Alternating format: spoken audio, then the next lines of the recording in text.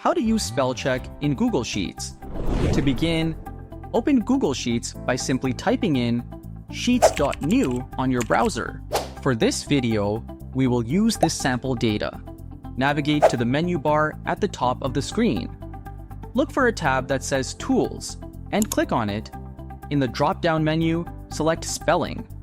Once you select Spell Check, it will start looking for mistakes in your text. The misspelled words will come up one by one.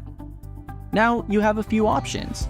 You may choose to simply ignore the misspelled word if you believe it's correct. If the same mistake appears multiple times, use the arrow next to the Ignore button and select Ignore All. This will ignore all instances of the particular misspelled word. If the word isn't a mistake, but the system doesn't recognize it, click on Add to Dictionary.